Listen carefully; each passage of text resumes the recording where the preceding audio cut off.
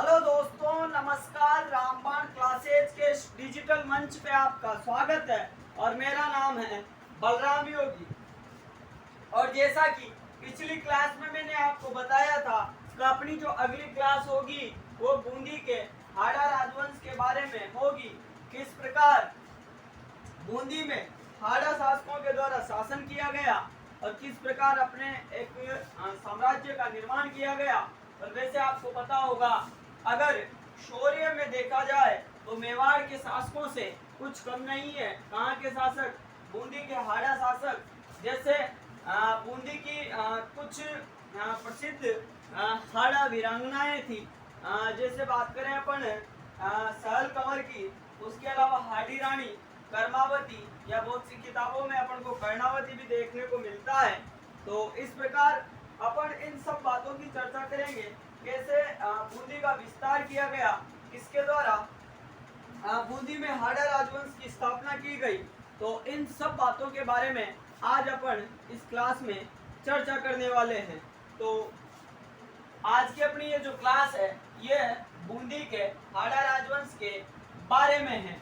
तो किस प्रकार बूंदी में हाड़ा राजवंश की स्थापना होती है उसकी भी अपन बात करते हैं। तो यहाँ पे बूंदी में जो पहले शासक आते हैं उनका नाम है देवसिंह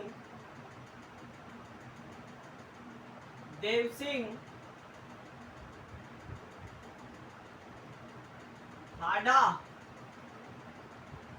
देवसिंह हाड़ा, जिसको अपन देवा हाड़ा भी कहते हैं। तो यहाँ पे जो देवसिंह हाड़ा या जो देवा हाड़ा है, इनके द्वारा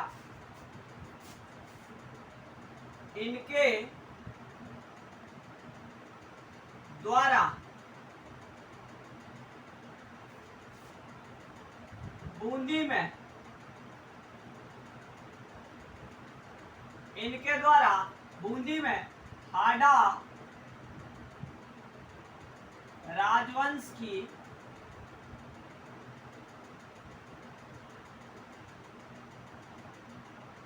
स्थापना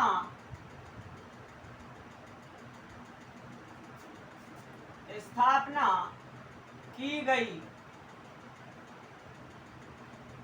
इसी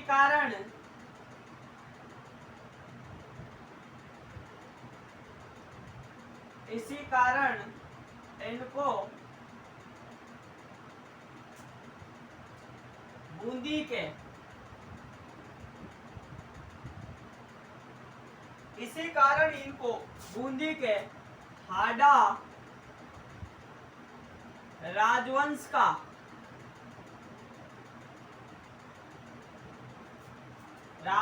का आदि पुरुष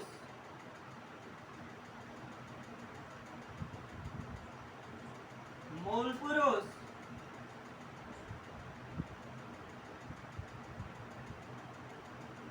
या फिर अपन बात करें संस्थापक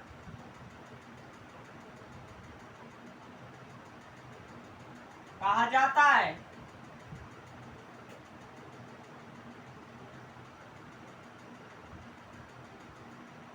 तो क्या बताया है मैंने आपको, ये जो बूंदी के जो देवसिंह हाड़ा थे, इन देवसिंह हाड़ा के द्वारा बूंदी में हाड़ा राजवंश को स्टेब्लिश किया गया। इसी कारण देवसिंह हाड़ा को हाड़ा शासकों का आदि पुरुष, मूल पुरुष और संस्थापक बोला जाता है। और इसके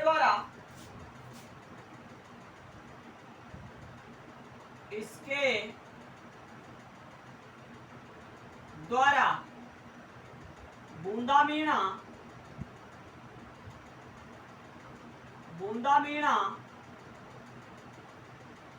को पराजित करके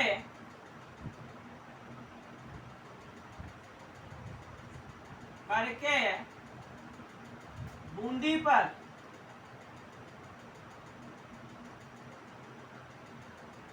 पर अधिकार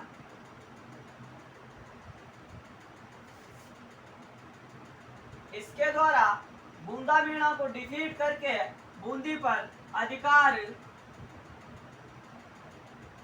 किया गया था। उसके अलावा हाड़ा शासक अपने आप को मेवाड़ के शासकों के सामंत मानते थे। तो मैं इस बात को भी आपको यहीं पे नोट करवा देता हूं। हाड़ा शासक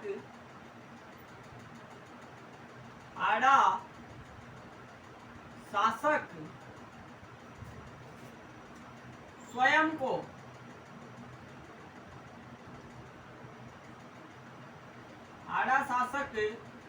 को मेवाड़ के शासकों के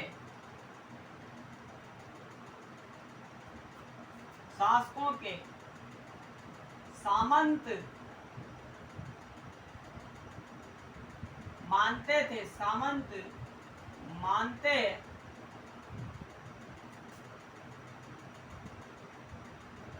मानते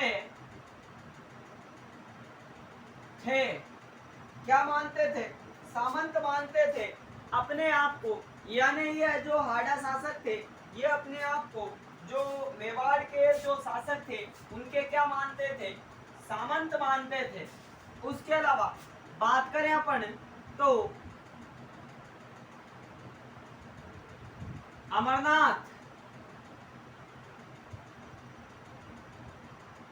अमरनाथ में, उसके अलावा मैं आपको बात बताऊं तो ये जो हाड़ा शासक थे इनके द्वारा जो अमरनाथ था, इस अमरनाथ में गंगेश्वरी देवी के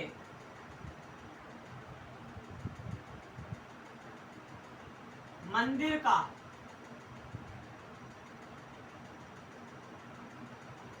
निर्माण करवाया गया।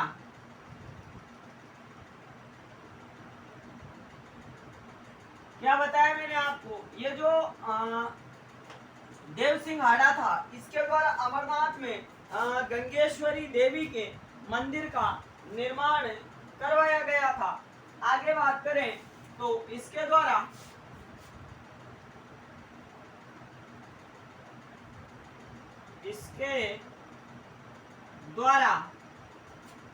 सर्वप्रथम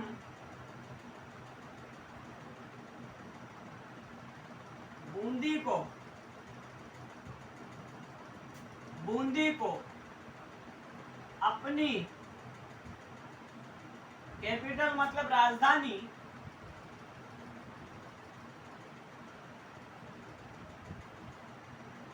बनाया गया। क्या किया इसने? सबसे पहले बूंदी को अपनी राजधानी किसके द्वारा बनाया गया? तो देव सिंह हाड़ा के द्वारा जो बूंदी थी इसको अपनी राजधानी बनाया गया था। अगर बात करें अपन इस देव सिंह हाड़ा के पुत्रों की, तो देव सिंह हाड़ा के 2 पुत्र हुए। इसके अगर पुत्रों की बात करें तो इसके कितने पुत्र थे? 2 पुत्र। इसके कितने पुत्र थे? 2 पुत्र। किसके? देव सिंह हाड़ा के। पहले पुत्र का नाम था समर सिंह। पहले पुत्र का नाम क्या बताया मैंने आपको? समर सिंह। और दूसरे पुत्र का क्या नाम था? जैत्र सिंह। मैं क्या बता रहा हूं आपको, ये जो देव सिंह हाड़ा थे, इस देव सिंह हाड़ा के 2 पुत्र थे। एक पुत्र का नाम था समर सिंह और दूसरे पुत्र का नाम था जैत्र सिंह। तो इन दोनों के द्वारा यहां पे लिखता हूं मैं, इन दोनों के द्वारा अकेलगढ़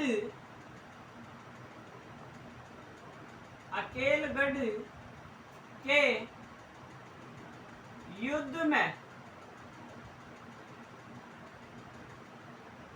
में अकेलगढ़ के युद्ध में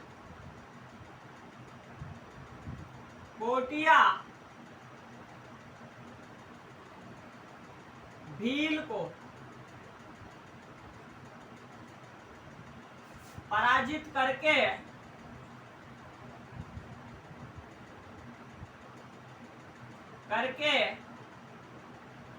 कोटा पर अधिकार किया गया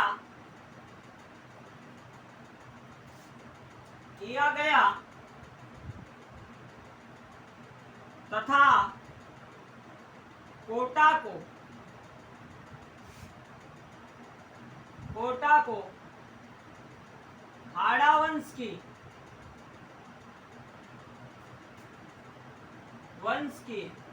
सेकेंड राजधानी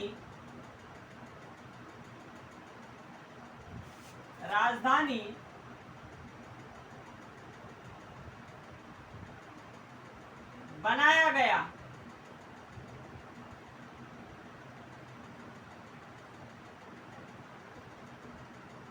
राजधानी बनाया गया। तो मैं आपको क्या बता रहा हूं कि ये जो समर सिंह और जैत्र सिंह थे, इनके द्वारा क्या किया गया, ये जो अकेलगढ़ का युद्ध था, तो इस अकेलगढ़ के युद्ध में किसको डिफीट किया गया, कोटिया भील को डिफीट किया गया और कोटा को हाड़ा राजवंश की सेकंड कैपिटल यानी राजधानी बनाया गया था। तो मैं एक बार फिर आपको बताता हूँ कोटा के इस हाड़ा राजवंश के बारे में। यहाँ पे शासक हुए पहले नंबर पे देव सिंह हाड़ा, इनके द्वारा बूंदी में हाड़ा राजवंश की स्थापना की गई। इसी कारण बूंदी के हाड़ा शासकों का आदि पुरुष, मूल पुरुष तथा संस्थापक किसको कहा जाता है, देव सिंह हाड़ा, या जिसको अपन देवा हाड़ा भी कहते हैं। आगे मैंने आपको बताया कि इसके द्वारा बूंदा मीणा को डिफीट करके बूंदी पे अधिकार किया गया था और ये अपने आप को मेवाड़ के शासकों के सामंत भी मानते थे। और अमरनाथ में गंगेश्वरी देवी के मंदिर का निर्माण भी इसी देव सिंह हाड़ा के द्वारा करवाया गया था। और मैंने आपको बताया कि सबसे पहले हाड़ा शासकों के द्वारा बूंदी को अपनी कैपिटल यानी राजधानी बनाया गया था। फिर मैंने आपको बताया कि देव सिंह हाड़ा के दो पुत्र हुए, एक का नाम समर सिंह, दूसरे का नाम जैत्र सिंह। दोनों ने मिलकर कोटा के जो शासक थे कोटिया भील, जिसके नाम पर कोटा का नाम कोटा पड़ा है, इसको डिफीट करके, और कौन से युद्ध में डिफीट किया था, अकेलगढ़ के युद्ध में। और इस प्रकार अकेलगढ़ के युद्ध में कोटिया भील को डिफीट करके कोटा पे अधिकार कर लिया जाता है इन दोनों के द्वारा, समर सिंह और जैत्र सिंह के द्वारा। और जो कोटा थी, इस कोटा को अपनी सेकंड कैपिटल यानी राजधानी बना लिया जाता है। तो आप इसको नोट आउट कर सकते हो। अब अगले जो कोटा के हाड़ा राजवंश के शासक थे, उनका नाम था नप्पू जी हाड़ा। क्या नाम था उनका, नप्पू जी हाड़ा। तो अगर आपको ये जो मैं पढ़ा रहा हूँ वो समझने में आ रहा है तो आप कमेंट बॉक्स में एक जवाब मेरे को जरूर देना। क्या जो मैं अभी आपसे पूछूंगा इस क्लास को जैसे अपन फिनिश करेंगे तो लास्ट में मैं आपसे मैंने जो पढ़ाया है उसमें से आपसे एक प्रश्न पूछूंगा, आप उसका कमेंट बॉक्स में जवाब देना न भूलें। तो अगले जो शासक थे कहाँ के, बूंदी के, उनका नाम था नप्पू जी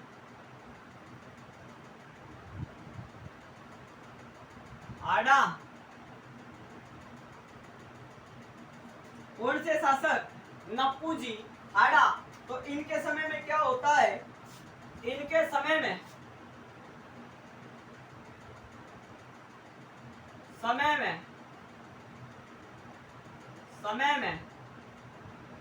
क्षेत्र सिंह, इनके समय में क्षेत्र सिंह या दूसरा नाम बात करें अपन खेता के द्वारा बूंदी पर अधिकार कर लिया जाता है।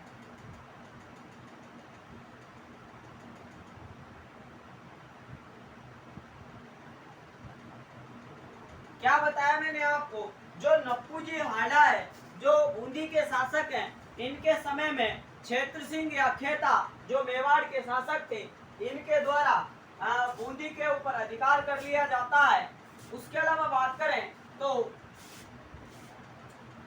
इनकी 1304 ईस्वी में अलाउद्दीन खिलजी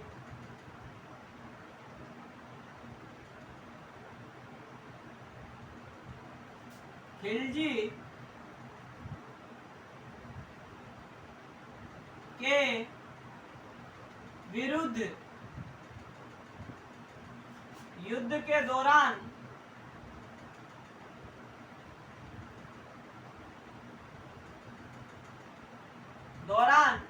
मृत्यु हो जाती है। तो इनके बारे में आपको दो ही बातें याद रखनी है नप्पूजी हाड़ा के बारे में।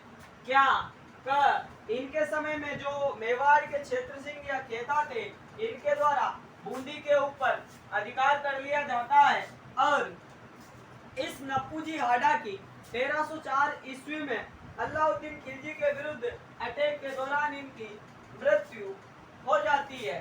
तो अब अगले जो बूंदी के शासक है, उनका नाम है राव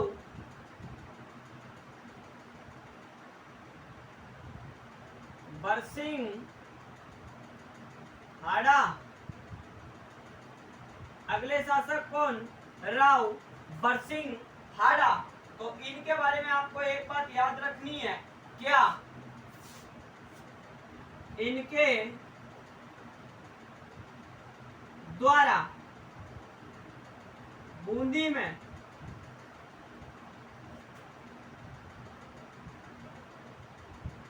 तारे की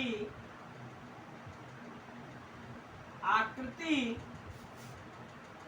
के समान तारागढ़ दुर्ग का निर्माण 1354 ईस्वी में करवाया जाता है। तो आपको राव बरसिंह हाड़ा के बारे में क्या बात याद रखनी है? तारे की आकृति के समान यानी तारागढ़ दुर्ग का निर्माण बूंदी में किसके द्वारा करवाया गया था? तो आप आंसर बताओगे राव बरसिंह हाड़ा के द्वारा यहाँ पे तारागढ़ दुर्ग का निर्माण भी करवाया गया था। उसके अलावा अगले जो शासक है, उनका नाम है बूंदी के, उनका नाम है हामूजी हाड़ा।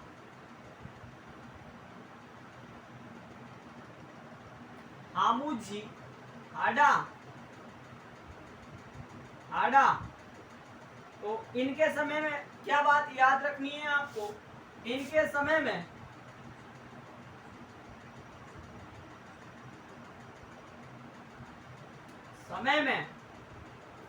मेवाड़ के शासक राणा लाखा यानी लक्ष्य सिंह के द्वारा बूंदी पर बार बार आक्रमण किया गया,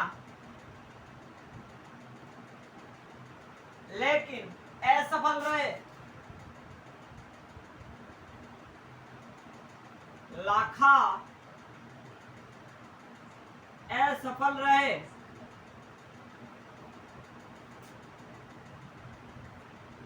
फिर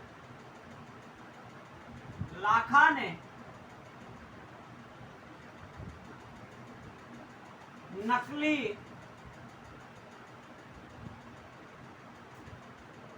तारागढ़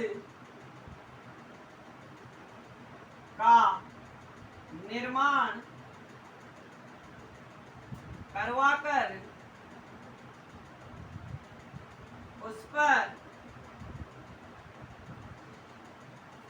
उस पर आक्रमण करके उसे जीता। इस युद्ध में कुंभकर्ण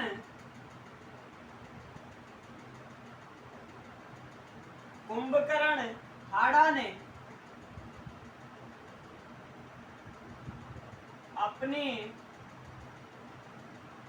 जान दी। तो क्या कहना चाहता हूं मैं, ये जो हामूजी हाड़ा है, इसके समय में जो मेवाड़ के शासक थे महाराणा लाखा, इनके द्वारा बार बार आक्रमण किया गया किसके ऊपर, बूंदी के तारागढ़ के ऊपर, लेकिन ये नहीं जीत सके। तो इन्होंने क्या किया, अपने मन की भड़ास निकालने के लिए मतलब नकली तारागढ़ का निर्माण करवा दिया, मिट्टी के तारागढ़ का निर्माण करवा दिया।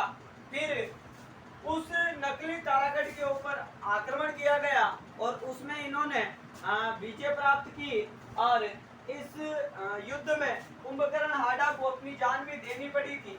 वैसे अगर वास्तव में देखा जाए तो ये बूंदी दुर्ग मतलब बूंदी के इस तारागढ़ को नहीं जीत सके थे, लेकिन इन्होंने नकली बनाकर अपने मन की मतलब मुराद पूरी करने के लिए ऐसा मामला सेट कर दिया।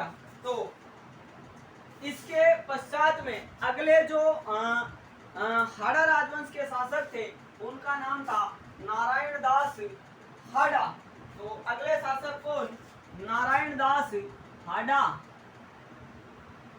नारायण दास हाड़ा।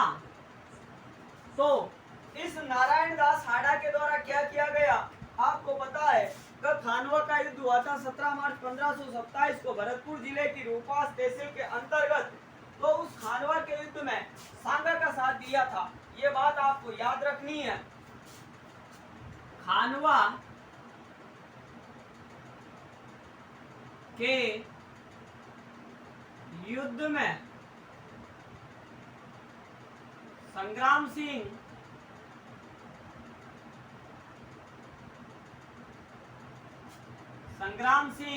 का साथ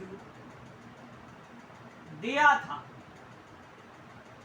तो ये मामला था कहां तक, नारायण दास हाड़ा तक। तो एक बार फिर अपन चर्चा करते हैं, इसके बाद की चर्चा अपन अगली क्लास में करेंगे। तो मैंने आपको नप्पू जी हाड़ा के बारे में बताया, इनके समय में क्षेत्र सिंह या खेता के द्वारा बूंदी पर अधिकार कर लिया जाता है और 1304 ईस्वी में एक के विरुद्ध मतलब अलाउद्दीन खिलजी के विरुद्ध आक्रमण के दौरान इनकी मृत्यु हो जाती है, यानी वीरगति को प्राप्त हो जाते हैं। उसके बाद में राव बरसिंह हाड़ा, इसने क्या किया, तारे की आकृति के समान बूंदी का जो तारागढ़ दुर्ग है इसका निर्माण 1354 ईस्वी में करवाया था। उसके पश्चात अगले जो हाड़ा राजवंश के शासक थे उनका नाम था हामूजी हाड़ा। तो इन हामूजी हाड़ा के समय में क्या हुआ, ये जो लाखा था, ये लाखा बूंदी पर बार बार अटैक करता है लेकिन ये जीत नहीं पाता बूंदी को। लेकिन लाखा के द्वारा अपने मन की इच्छा को पूरी करने के लिए नकली तारागढ़ बनाया गया और उसके ऊपर आक्रमण किया गया और फिर इस नकली तारागढ़ को जीत लिया गया। और इस युद्ध के दौरान कुंभकर्ण हाड़ा को अपनी जान भी गंवानी पड़ी थी। अगले फिर जो हाड़ा राजवंश के शासक थे उनका नाम था नारायण दास हाड़ा। तो खानवा का युद्ध 17 मार्च 1527 को हुआ था। तो पाती पेरवन प्रथा के अंतर्गत, ये पहले मैं आपको बता चुका हूँ, जब मैंने आपको मारवाड़ पढ़ाया था उस समय भी आपको बताया था कि पाती पेरवन प्रथा के अंतर्गत राजपूताने के सभी शासक सांगा का साथ देने के लिए आए थे। तो जैसे आमेर का पृथ्वी सिंह कचवा गया था मारवाड़ से, जो मालदेव थे वो गए थे, उसी प्रकार से अगर बात करें कोटा से, तो कोटा से कौन गया, नारायण दास हाड़ा। और ये किस प्रथा के अंतर्गत गया था, तो ये प्रथा मैं पहले भी लिखा चुका हूं आपको। पाती पेरवन प्रथा के अंतर्गत साथ दिया। तो पाती पेरवन प्रथा के अंतर्गत ये सब संग्राम सिंह का साथ देने के लिए गए थे। कहाँ पे? खानवा के युद्ध में। तो आप इसको अच्छे से नोट आउट कर सकते हो। और आप लोग ऐसे ही अपनी जो तैयारी है, चाहे आप किसी भी एग्जाम की तैयारी करें तो उसकी तैयारी निरंतर करते रहें। और अब मेरा लास्ट में एक क्वेश्चन है आपसे, तो आप उस प्रश्न का मेरे को जवाब देना। किसमें? कमेंट बॉक्स में। का राजस्थान का एकमात्र ऐसा दुर्ग बताओ जिसको रुडयार्ड किपलिंग के द्वारा, जो एक अंग्रेज था, कौन? रुडयार्ड किपलिंग, जिसके द्वारा भूतों का किला बताया गया है। तो आप सोच समझ के इसका जवाब देना। राजस्थान का ऐसा कौन सा किला है जिसको रुडयार्ड किपलिंग के द्वारा भूतों का किला बोला गया है? और भूतों का किला क्यों बोला है उसने? क्योंकि उस किले का निर्माण एक ही रात में करवाया गया था। तो आप इसका कमेंट बॉक्स में मेरे को जवाब देना। फिर अपने अगली क्लास में आगे के शास्त्रों की चर्चा करेंगे। तो आज अपन अपनी इस क्लास को यहीं पे विराम देते हैं। तो आज की क्लास और अभी के लिए इतना ही। धन्यवाद। आपका दिन शुभ हो।